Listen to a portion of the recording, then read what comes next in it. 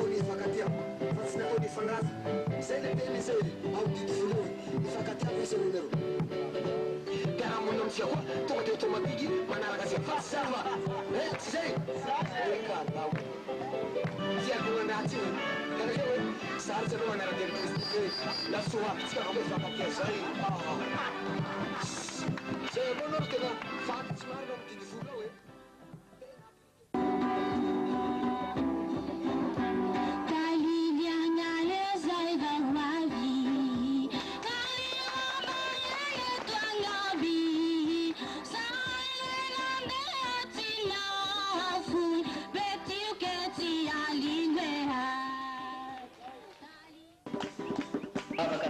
fialam-boly toy ny fahabeteana ny hirazavy irony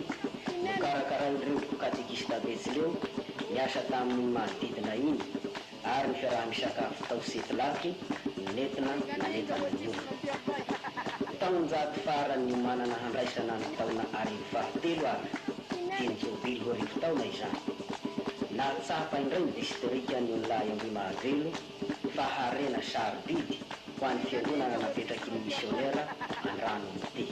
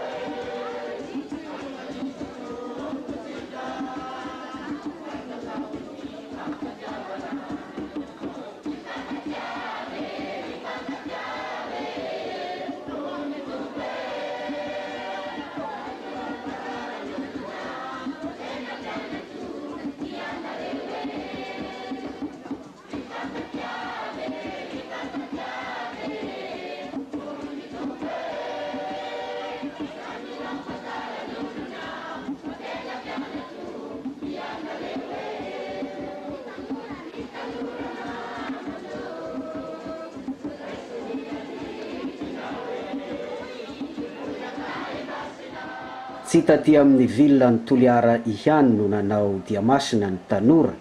fa ny tany ambany vohitra ihany koa.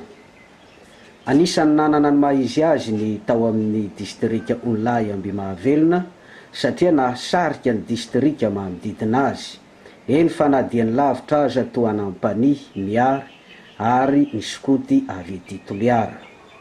Raha ny tokony ho izy mantsy dia Ambimahavelona, Betioky, Beza ary Andranovory no tokony ho nanao fiaonana amin'ny toerana ity.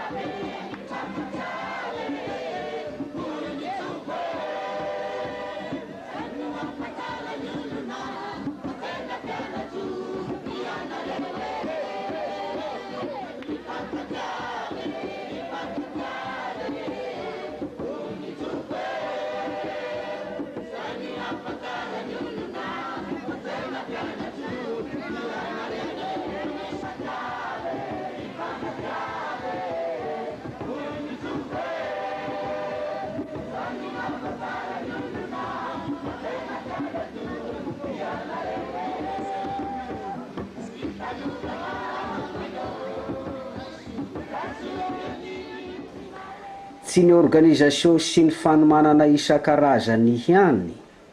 no nahasarika ny tanora,